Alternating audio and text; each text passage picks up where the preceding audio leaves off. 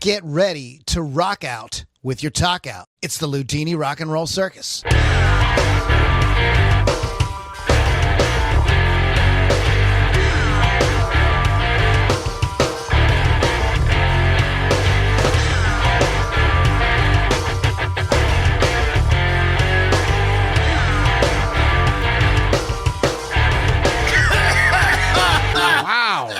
Oh, my. These rock stars, man, they always got to have all that smoke machine going. Jesus. Good. Hey, guys, come on now. Come on. I can't see. Simmer down now. Simmer down with your smoke machine. That's just crazy. Yikes. Anyways, guys, it's the Loudini Rock and Roll Circus. Good morning, Rock Rage Radio. Happy Sunday to you. We have a fun and exciting show as always. We're going to talk a bunch of stupid-ass guitar nerd BS. That's right. That's how we roll. That's just how we roll. And we're going to talk about music and bands and whatnot. Whatnot. Who says whatnot? Did you grow up with people that said whatnot? Yeah. Did? See, I didn't hear whatnot until I went to college, and I thought it was a Philadelphia thing. Oh. So I didn't hear whatnot until then, but I could be wrong. Anyways, it's the Loudini Rock and Roll Circus. Find us on Facebook at Lou Lombardi's Guitarist Inner Circle. Don't forget to check out music from the412.com, as well as, of course, the old standby, rockrageradio.com. Yeah. That is the place for the Loudini Rock and Roll Circus and Hot Licks with Lily Six and all kind of fun stuff like that. Exactly. Mm-hmm. So we are back. We have Pittsburgh Kevin. Hey, everybody. What's Pittsburgh Kevin doing? Oh, a little bit of this, a little bit of that, a little bit of this. So, hey, Loudini. A couple of podcasts ago, I was talking about a YouTube channel called Sapulpa Guitar Academy.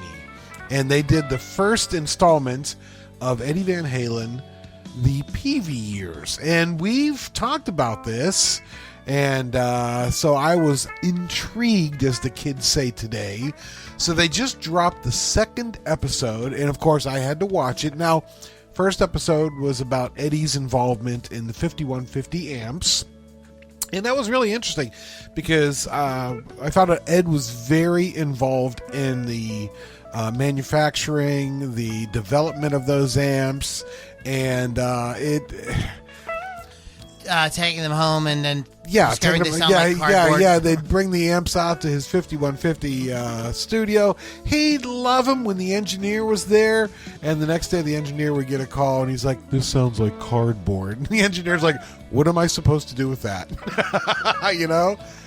Well, it turns out that when his deal with Music Man soured, Hartley Peavey's like, here's our chance. We can make his amps and his guitars. So, the very first Wolfgang, they look very similar to the Ernie Balls, but they are different. The very first Wolfgang guitar was actually made as a gift for Wolfgang Van Halen. Aww. Yeah, they knew his birthday was coming up, and just to sweeten Ed up a little bit, they made a 3/4 scale guitar for Wolfie. And Ed happened to come into the factory, and it was all done. And they're like, "We're going to show Ed." And Ed sat down and played it. He loved it. He's like, "This is what we're going to make, only full scale, you know." And so that day, he's like, "I want you guys to build me a full scale." So they literally had to take the mini Wolfgang and actually sit there and draw it out by hand and to replicate it in full size. And Hartley Peavey, his only demand was that no line or curve was to be similar to the Ernie Ball guitar. He wanted it completely. Now, the other thing they did is they gave it a carved top. Oh, which, if you remember the Ernie Balls, they were all flat tops. So that was kind of cool. So here's the thing. What are you going to power it with? What kind of pickups? Now, unfortunately, for Peavey, the Music Man guitars had DiMarzios, and they were specially made for the Music Man guitars, and DiMarzio had a contract with Music Man, so Peavey could not use them. So what they did is they actually made their own pickups for the Wolfgang, the Peavey Wolfgangs, in-house. Board fee. Yes. And again, Ed was involved. This is awesome. Ed was involved. So he took one of the pickups out of the Frankenstrat and sent it to the engineers. Yeah. And they studied it. They wound it, and they made the pickup. Again, Ed's like, I love it. Next day, sounds like concrete. He says it sounds not like cardboard. Now it's concrete. So they, tweaked it, and this went on 5 times. They made 5 different prototypes of the DiMarzios until they came all the way back to what they originally had. You're going to find this hard to believe. Ed loved it. This is the one that he originally had played, so that was kind of good. Now, here's the thing. The headstock. So the engineers had drawn up the Wolfgang headstock, and Ed really wanted to be involved with like the patents for this particular guitar. Patterns. The patents. They actually patented. Yeah, they actually patented things. So he goes, I want to be part of the headstock patent. And they're like, look, our engineers came up with this. Our luthiers came up with this design. And Ed was like, nope, I want to be part of it. So if you've ever seen a Peavey Wolfgang, there's like a little swoosh at the top of the headstock. Swoosh. A little swoosh. A little swoosh. Well, now I have to look one up. Yeah, go ahead. Go ahead. Continue to talk. And so how they got around this is they credited Ed with the little swoosh on the top, but the rest of the headstock was actually patented to Peavey itself. So they kind of got around it. Good day. So they got credit for the overall design of the headstock. Ed got credit for the little scoop or swoosh, whatever you want to call it. Now, the other thing that Ed wanted, he only wanted, you may find this hard to believe, he only wanted a volume knob. And they're like, no. And even while he was like displaying the what would be the production. Are you talking about that little thing? Yep, that little divot. Yeah, see a little divot, the little scoop there? Yeah. Yeah. So that's Ed's. Oh, that's all Ed's. Can't deny that. But anyway, Ed wanted just a volume knob. Peavey wanted a volume and tone just for the aesthetics of the guitar and, things like that. So I think they did produce a couple of Wolfgangs with just the volume. This one has this picture we're looking on the internet. Yeah, says with just the one. Yeah, exactly. And it had one knob. It was a volume knob, but it was what? What was it labeled? Do you know? I don't. It was labeled tone. Look at that. Yeah, because he felt that you can volume knob was actually tone absolutely knob. correct. And I understand what he's saying. Yes, absolutely. Guitar correct. players like, oh, okay, I get what you mean. Yeah, exactly. The last thing is Ed didn't want. They put the selector switch up by where a normal Les Pauls would be. Right. Ed was not thrilled with that. He said because when I go down to tap, what's going to happen is, and I come back up to do whatever, it's going to hit that switch, and I'm going to go from the bridge pickup to the neck pickup. So what they did is they actually wired it backwards. So in the rhythm position, it's actually the neck pickup, and that when you put it all the way down, and that way if he bumps it, it's going to be down, no problem. So that's kind of cool, and that's where this episode leaves off. Oh, do tell. It looks okay. Oh, that's the Music Man. Oh, is that the Music Man? The Music Man has the thing and has the toggle switch down on the bottom. Right. Like this guitar does. Yes. But the Peavey is up in the horn there. Up on the horn. And that's up on the horn. That is where that episode leaves off. And when they drop episode 3, I will let you guys know what went wrong between Peavey and Edward Van Halen.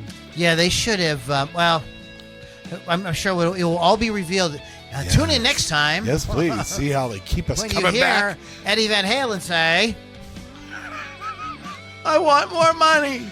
I don't know. This sounds like concreted. This sounds like concrete cardboard. It sounds like. We should start a Van Halen tribute band called Concrete and Cardboard. There you go. Only the true fans will know what that is. Exactly. So speaking of Eddie Van Halen, Gary Richrath. Both guitars. From REO Speedwagon. REO Chuckwagon. Gary was a dynamite guitar player. Yes. Very, very exciting. Yes. He really brought something to REO's music that REO really needed. and he could rock the hell out of the pentatonic scale. He didn't really get into any kind of complicated harmonic territory, No, sir. but it was really, he had his picking was really exciting. He had a lot of excitement to the way he played and the licks he used,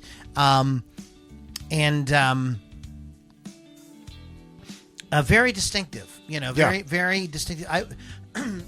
I heard somebody kind of put him in, and I never thought about this, but I heard somebody kind of put him in the same category as Ace Frehley. But I actually think Gary is a better guitar player. Oh, definitely. Gary's definitely not better guitar to player. poo-poo on Ace, but yeah, Gary. There was something about Gary. Yeah, I mean, he was really, and I remember really liking them in the early '80s. And I had some older musician people that I knew. I was in like high school, and these guys were like in their 20s, and they really thought that Gary was one of the worst guitar players. What? I thought he was terrible. Non-believers. And you got to figure this is the era of Van Halen, Sure, Randy Rhoads. So maybe Gary's approach was, I've never used this word like this. Okay, go ahead. It's like what's the episode of Seinfeld where George Costanza some word he can't wait to work in? Like, what is that? So what I was going to say was, you think about the word. Okay. What I was going to say was that I can understand why people who were listening to folks like Eddie and Randy Rhoads like that would think that Gary sounded very. Are you ready? Yeah. Pedestrian. Okay. I can see that because it is a little bit of a throwback, old school kind of approach. Yes. But I think that he's like I said. I just think that he added a real excitement to the band. So we're going to talk about his guitars. Sure. In a minute, but what are some of your favorite Gary Richrath moments? So it's interesting that you said that. Very pedestrian. That sounds very boring. I too, huge Gary Richrath fan because I grew up with REO Speedwagon during their heyday. So today, what I did when you brought this up to me, I went back and listened to some of the older stuff. Gary Richrath is Gary Richrath. I know that's very basic, but if you go back to like REO Speedwagon, their debut album, REO 2, and you listen to his solos and his guitar work, it's Gary. When you come all the way forward to like High Infidelity, Good Trouble, things like that, it's Gary. It's Gary. It's a little more polished, but it is Gary. He never really changed the way he attacked that guitar. And then I started thinking about... And that's not necessarily a bad thing, No. Angus Young. Right? Yeah, exactly. I tried to think of like songs that I really like, solos I really like. This is kind of an obscure one. What? I'm just thinking of guitar players that like never change. Oh, yeah, exactly. I'm just kind of rattling off a and couple they're there. booming there, yeah. I mean, they're great for what they do, and they stay in their lane. And Edge And from U2, same thing. Stays in his lane. Right there. But go ahead. But one that immediately popped into my head. It's kind of obscure, and it's Every Now and Then.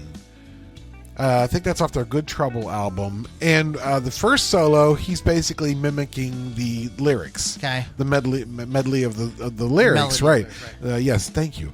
And the second part of the solo, later in the song, is just Gary being Gary. And it just sounds so sweet. It's not overbearing. It's not flashy. He's not shredding. But it's part of that song. Do you know what I mean? Right.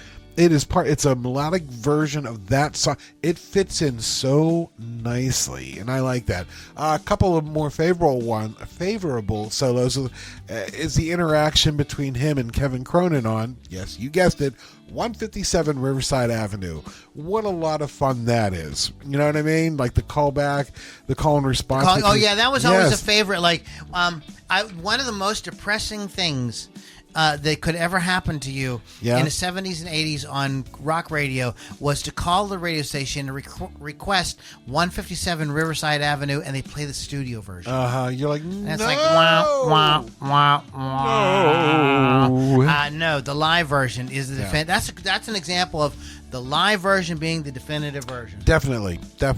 I went back. Heavy on Your Love, I think, is maybe off of 9 Lives. Such a crunchy attack on that. Crunchy. It's great. I love that one. It's like granola. One of my favorites is Say You Love Me or Say Goodnight, because he is just wailing, and he plays with the intensity on that song, most of his songs actually, with a hungry garage band guitarist. You know what I mean? He's got his Marshall, he's got his Gibson, and he's going to use it to the fullest. So he puts his balls into everything he does. He did put them right in there. You know, Kevin had to tell him to stop doing that. I'm just telling you.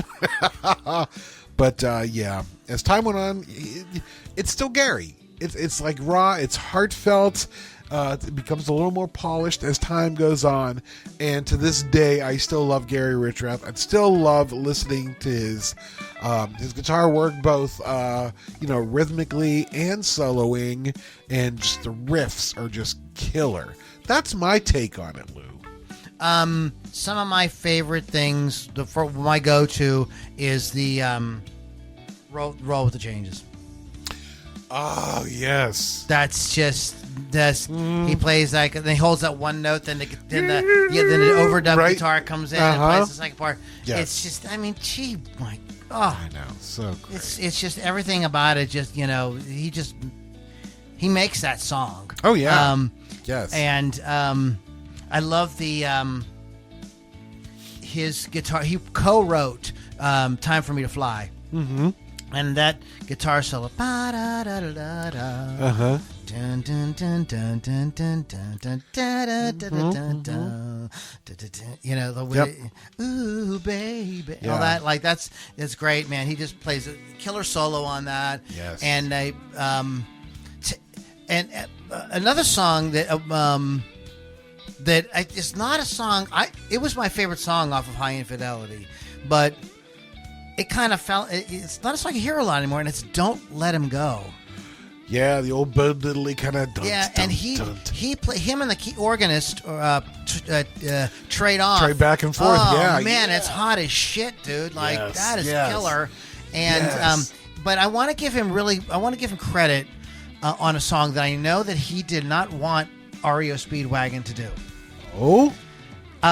But he brought his A game and he makes the song, in my opinion, and that is oh my God! Don't tease me like this. Should have known by the look in your eyes, baby. What happened? Oh, Keep On Loving You. Keep on loving you. Yeah. Excuse me. Keep on loving you. I drew a blank there. Sorry. If it wasn't for him, that song would have been Barry Manilow. Absolutely. Oh yeah. Yeah, I mean, like, and that's a lot of their ballads are like this beautiful ballad that all of a sudden you hear the crunchy. I'm like, yes, and it really makes it. One of the issues that the band had was they were sort of kind of being urged in a more pop direction, right? And Gary wanted them to remain more rock. And when they split, they did go do Kevin. The bass player and the keyboard player, I'm sorry, I don't remember the name. Bruce Hall and Neil Doughty went and did an REO record of new material with a different guitar player and a different drummer, because the drummer left too. He was the first one to go. Mm-hmm. He left. Well, he kind of got while the getting was good. He had money. Yep. They were like, he could tell that they probably weren't going to be a super big band anymore, but they were still doing kind of okay, But when they split off from Gary and they went and did more of a pop record, it didn't go anywhere. And the problem was music had just changed too much. It did. They just were not going to break in the 90s. It was the 90s. You know what I mean? Right, Could you imagine right. REO? It's not the 80s it would have been anymore, awesome if REO would have had a big hit while at the same time as "Come As You Are" was on the radio. That would have been like, that would have had my, they would have had my best wishes for that. Even if it was a sappy ballad, I'd have been like, "Hey, dude, it's REO." Oh, cool! Man. REO's still with us. All right, yeah. But they just that was not going to happen. The music had completely changed. Yeah. Bands that were doing the more classic rock thing were really hard edged. They were bands like Guns N' Roses, and Metallica, and bands like that were coming in in that rock era, and like that was REO wasn't not gonna be like and they weren't gonna be doing shit like that. That's just not where they were. what they were doing. I mean, Kevin Cronin, essentially just a singer-songwriter, acoustic-y, drum the chords and sing the songs. Nice guy, guy with nice hair and a nice voice. Sure. That was his thing. It was really the band and Gary that and lightning struck, and they did some really great records. Oh yeah. And I don't just say that I don't think they had anything to be ashamed of. No, not at all. It's funny you mentioned "Keep on Loving You," and Lou, that was me and my first girlfriend's song. That was our song, Lou. So I got the single, and the flip side was "Follow My Heart." Do you remember "Follow My Heart"? Follow my heart. Yeah. And that rocks. And I remember thinking, what the hell is this? Because I had only heard Keep on Loving You because that was a huge hit from that album initially. And I'm like, what the hell is this? Not knowing that was REO Speedwagon. If you go back and listen to Ride the Storm Out and things like that, no, that's REO Speedwagon right there. Keep on Loving You was kind of a ballad. So it was kind of cool to to discover them after that and go, oh, these guys rock. Yeah, and they did for a while. They worked with different singers for a while too. Yeah. But it was Gary. You're right. That guitar was just absolutely iconic. His guitar That's work. one of the guitars of the '80s, man. The soundtrack of our lives. Speaking of his guitars, he had. He's most famous for that 59 Les Paul, but he also had 58s. Yes. And so he had 58, 59, and a 60. Mm-hmm. He actually owned multiple ones. He had this Gibson US1. So that one there, I remember the advertisement that came out in Guitar Player with him standing holding the USA 1 and all of his other guitars. I counted. There were 10 vintage guitars, a bunch of bursts, a bunch of triple pickup customs and stuff. And I'm like, that day, he's my hero. Wasn't a huge fan of the US 1, but what are you going? Hey, what Ian's going to do in that?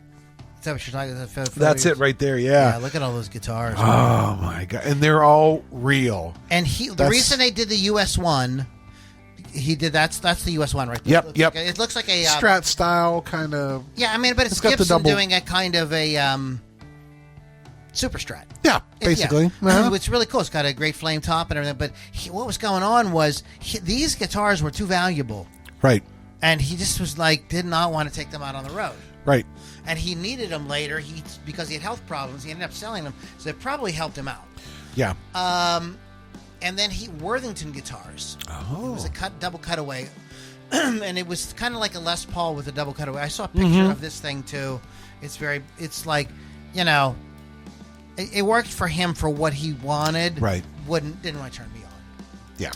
Now checking out amplifiers. A JMP 50 watt. It's the 2104 with the 212. It was a 212 combo. Bet you didn't expect that, right? I didn't expect that.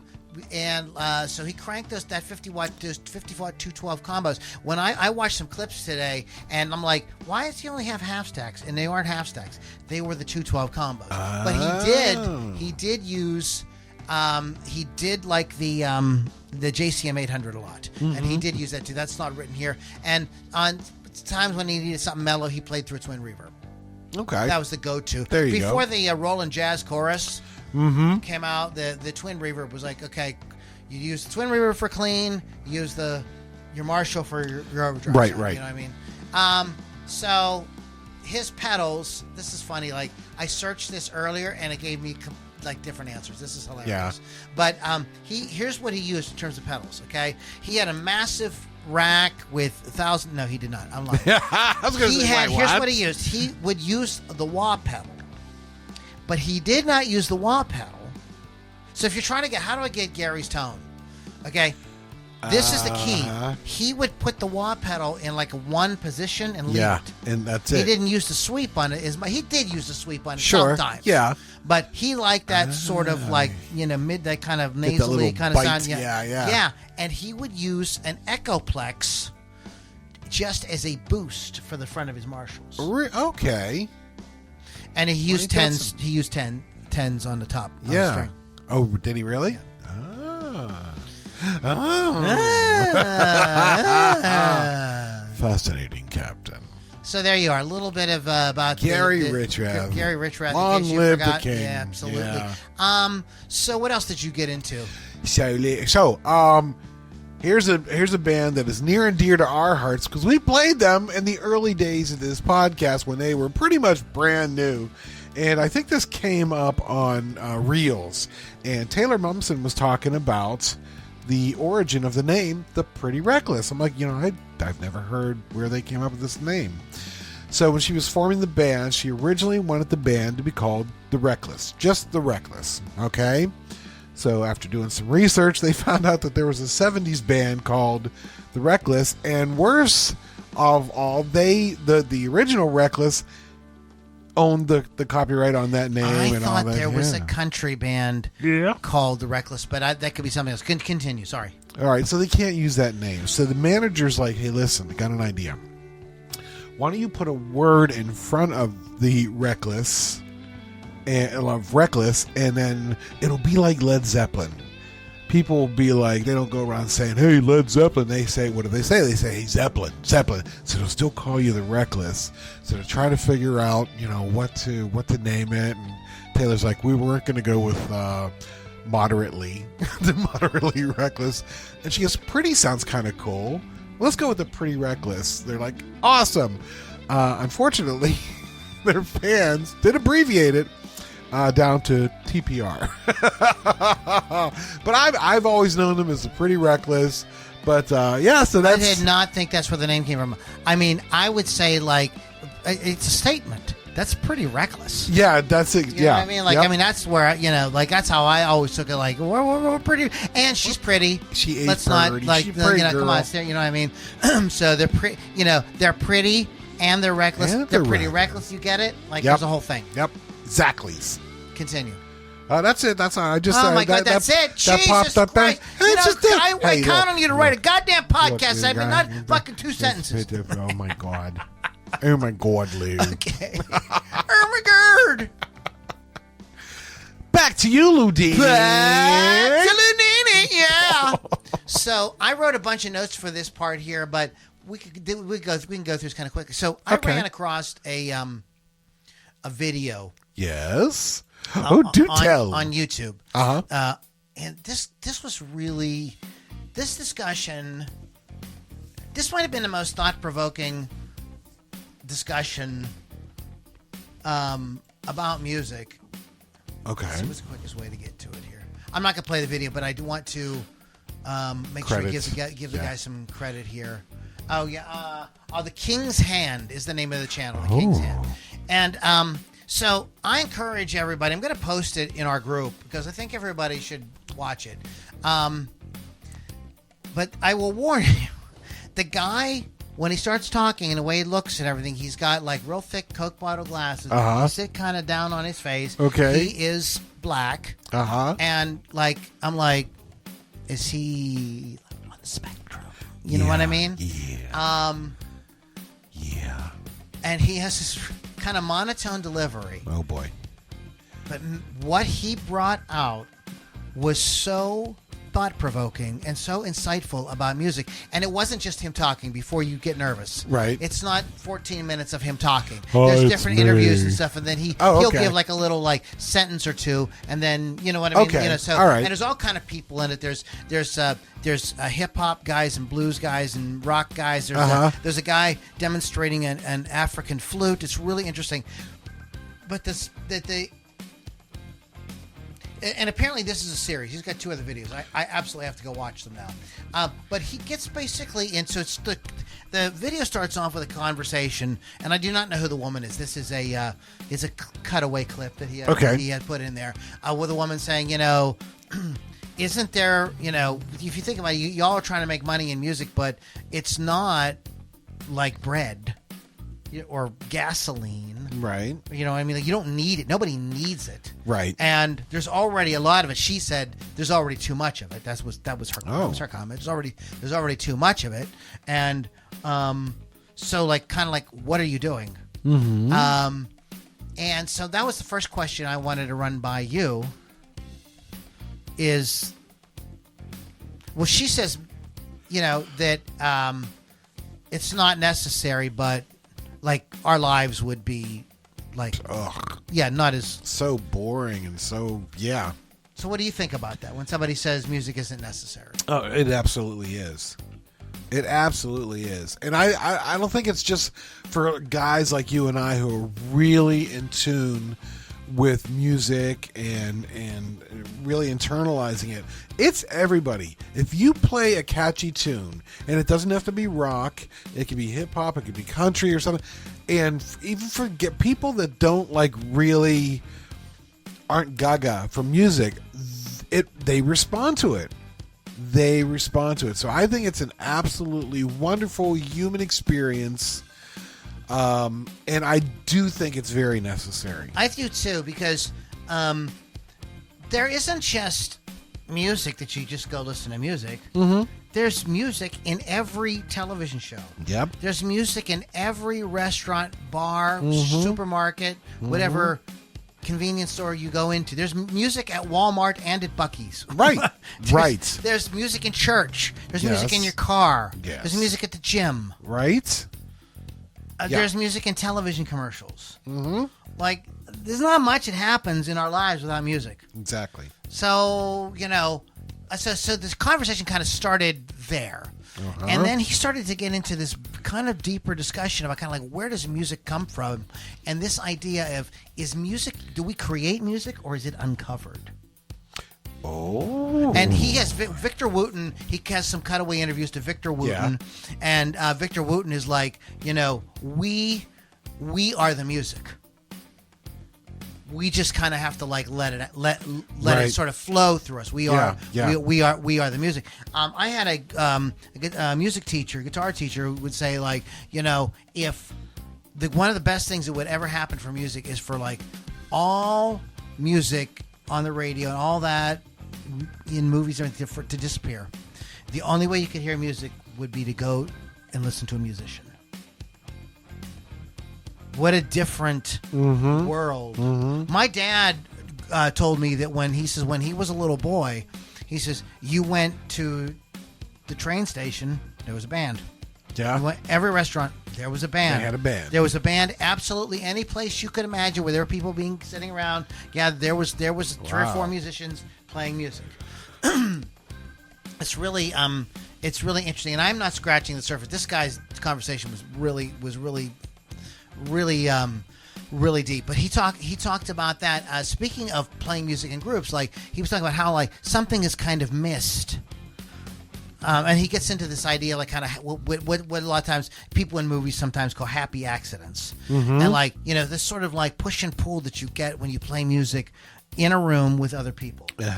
You know what I mean? Yeah, and you're like definitely throwing ideas around, and and you're kind of like there's like a competition of sorts of ideas, not like we're I'm gonna fight you. Yeah, but it's like a collaboration.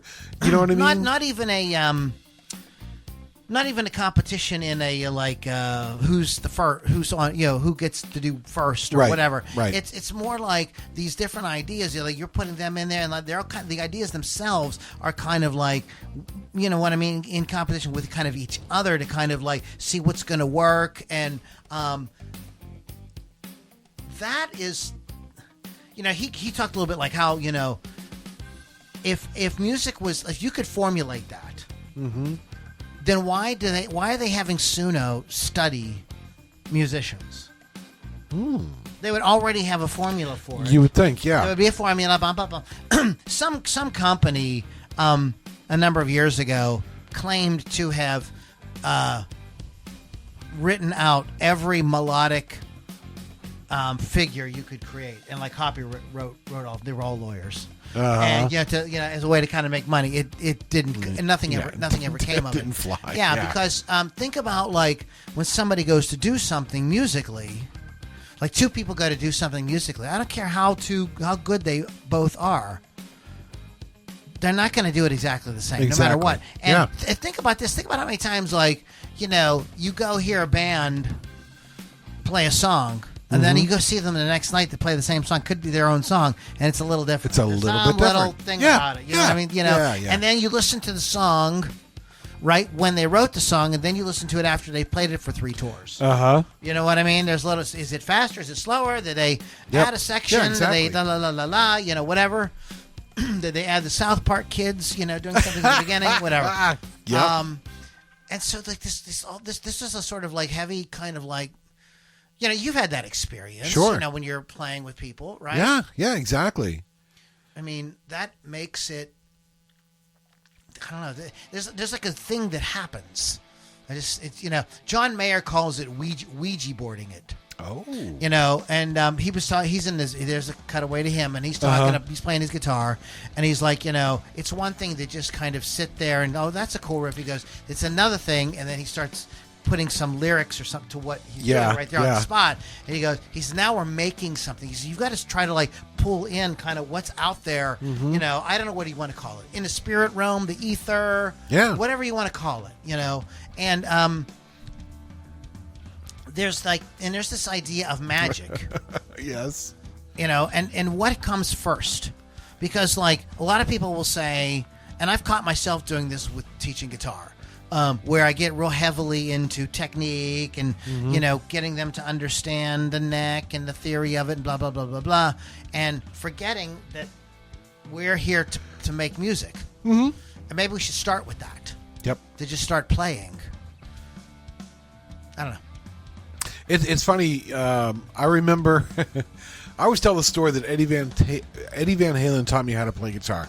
Not the chords, not the theory, nothing like that. It was the attitude. And I remember watching the Hot for Teacher video where he's walking down the library tables and he's looking right at the camera, but he's playing. And I've always, at that point when I was learning guitar, I was always looking down at the neck. Always looking down at the neck. And I'm thinking to myself, he's not doing that. I wonder if I could do that. I knew enough about the guitar and the notes on the neck, and I'm like, I'm just going to let my fingers go. Let your fingers do the walking. And I did. And a very weird and scary thing happened.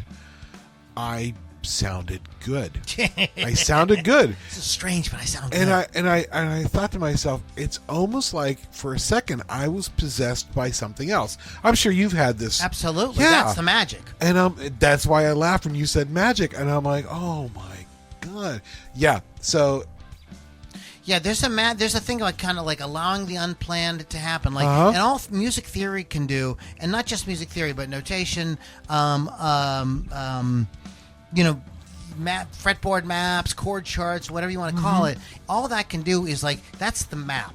Okay, right. So like you wouldn't mistake reading the map of the Appalachian Trail for hiking the Appalachian Trail, would you? No, it's not the same thing. No, you know that's the difference. I think is was something that he was pointing out. But anyways, go ahead, check out the video. It's really cool. Very we'll get cool. You know. Yeah. I think I'm going to watch the rest of his series and we'll comment on it.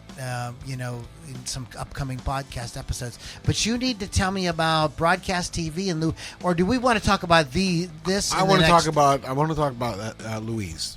You want to talk about in this segment? No, yeah, we'll talk about it here. We can hold off the broadcast TV. Okay. But Louise, talk about Louise. I'm sorry, Louise. I did it again. Oops. So a couple years back, I had this phenomenon happen in my life where I would think about an artist, and I'm like, I have not heard anything from this artist or this actor or this actress, and I'm like, are they still around? Are they still performing? Are they still acting? And then I would go look it up.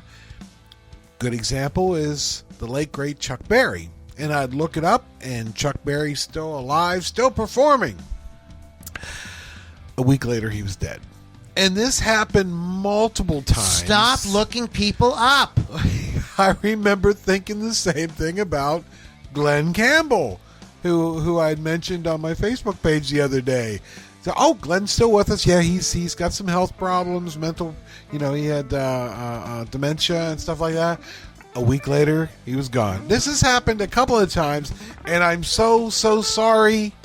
I inadvertently did it again, and here's what happened. So we had talked. I watched Dirty Harry. We talked about it maybe about two podcasts ago, and I had mentioned that the young lady that was killed by the psycho and buried, and they pulled her body out of the ground. The actress that was the actual physical body of the victim that they pulled out was an actress named Deborah Lee Scott. And Deborah Lee was famous she was Harrison Ford's girlfriend in American Graffiti, the first one. Ain't he neat? That was her. She was a sweat hog. And she also starred in a TV show, a very unique TV show in the 70s called Mary Hartman, Mary Hartman. Oh, yeah. I remember that. She was Mary Hartman's sister. Okay. So the other day, I'm like, oh, well, let me just do my... sometimes I do this. I do an IMDb, rabbit hole, and I start going down, and I looked up the television show Mary Hartman, and all the actors and actresses that were on it, and I clicked on Louise Lassiter, and, she's still alive. God bless her. I always she's very quirky, and Mary Hartman, and very memorable. I still remember it. Well, guess who passed away yesterday? Sorry, everybody. I killed Louise Lassiter by looking her up. My question, I have a real question about this. Yes. I don't know any. I remember there was a show. Yeah. Mary Hartman. What was the show about? It was soap opera-esque, and Mary Hartman was this really strange lady, and it was based on her, and it was very much a soap opera kind of thing, but it was like almost a dark comedy. It was a comedy, and but it was it like soap? Soap was overtly funny. Okay. Mary Hartman was kind of dark humor that you had to have a sophisticated sense of humor to really get it. And there was things that went over my head as a kid watching it, but I was just drawn to it, and I'm like, okay. But yeah, she unfortunately. Now here's the thing. I remember Louise Lassiter as being in her 30s, right? And I'm like, oh, Louise passed away. She was 87 years old. God bless her. God bless her. So she was a big bucket of wind. She had a full life. May she rest in peace. And I'm not looking anybody else up. The movie that I associate with Louise Lassiter the most, and this is in my top 50 movies, maybe top 25, is Bananas with Woody Allen. Mm-hmm. She plays his love interest. Exactly. And it's very, very. This is when Woody Allen really. This is when he was obviously making political commentary, but it was so funny. Mm-hmm. You know what I mean? That's how you do it. By the way, you know what I mean? Do it. You know what I mean? You have something to say. You know what I mean? He was he would show the absurdity of the system or whatever. Right. But the characters were so interesting and it was really good. But yeah, but that's what I remember her. Yes, that's what I remember her from. Yes. What else you got? Do you remember the guitarist Robert Fripp? Of course I do. So I was reminded this week. I remember reading this in Guitar Player magazine. Do you remember when Guitar Player magazine would give you the flimsy little vinyl records? Yeah. Yes. This was during that era, and they had a record in this issue called Fripper-tronics. Okay. And they had an accompanying article about Robert Fripp and his Fripper-tronics thing that he was doing. So at this time, he I don't think that this was before the revival and resurgence of King Crimson. Okay. This is before they started working with Adrian Belew, and they did the Discipline, Beat, and Three of a Perfect Pair, which those albums kind of reinvented King Crimson, and they reinvented progressive music. It was really interesting. But I think before he was doing that, he had started this thing called Fripper-tronics, where it was Brian Eno, I believe. He went to his studio, and they had he started plugging into tape decks and realized he could connect two of them together. So he went to the store and just bought 2 reel-to-reel tape decks that you could just go buy. Like, these are not fancy, okay? And he would create loops, and you could shorten or extend the loop by how far the tape machine were apart from each other. Oh, interesting. So the reel would wrap around, and instead of just wrapping around onto the one machine, instead of returning, it returned to the other machine and would go back. So he would create in real time overdubs. Yeah. And so he would make this really beautiful music, and he toured the United States. And he did not play arenas or anything like that. He played restaurants. He played a lot of record shops. Yeah? He played a lot of record shops. Wow. Yeah, and I was like, man, I would love to have wandered into Ides or something. And here's Robert Fripp. You know what I mean? Like doing that. You know, it was just so freaking cool. And this is the first instance of the looper. This is how the looper began. Oh, okay. Now it's all done in a little pedal. Yes. You know, all electronics. Digitally it's all digital, and they even add now controls. One of the things that you would get, and these were like strange artifacts just from the equipment. You would get what they call wow and flutter. Mm-hmm. You know what I mean? In the tape, it would be like these weird artifacts, and actually, studio engineers and stuff didn't like that. It was considered like a defect. They're like, damn it. Yeah. But these, nowadays, when you buy these looper pedals, some of them are so sophisticated, they come with knobs that you can add wow and flutter to it. Wow. Give it more of that analog kind of sound, you know. It's so interesting. But yeah, he was really the guy that created looping. He got real loopy there. Robert Fripp, it's kind of cool because I don't want to say he reinvented himself, but during COVID, him and his wife, Toya Wilcox, started doing these little things on YouTube and Instagram where he would play guitar and she would sing and dance along with it. And she's an attractive woman yeah. for her age, and she was so much fun. Well, they would do like AC/DC. Yeah, they would do stuff. King Crimson songs. Yeah, they were just having a good old time, fun, and so that's how I got reintroduced to him. No, he always came across like he had the League of Crafty Guitarists, and he was all really heady, and like he had his own tuning, and that he insisted was correct, and everybody else, you know what I mean. And then so when he started doing that during the scamdemic, I was like really like, oh, he has a sense of humor. Exactly. Yeah. Who knew? Who knew? I never got that from him. Yeah. So exactly. Anyways, but yeah, that's very cool. Cool, man. All right, guys. Thanks so much. We're gonna play some great music here and talk movies and broadcast TV and some stuff like that as well. I'm going to take this out because we're going to add, this will be for next week since we didn't get to it. Nice. But don't forget to find us on Facebook, Lou Lombardi's Guitarist Inner Circle. Mm-hmm. Please visit rockrageradio.com and do all the things there. And don't forget to check out our good friends at Music from the 412. Yeah. Mr. Pittsburgh.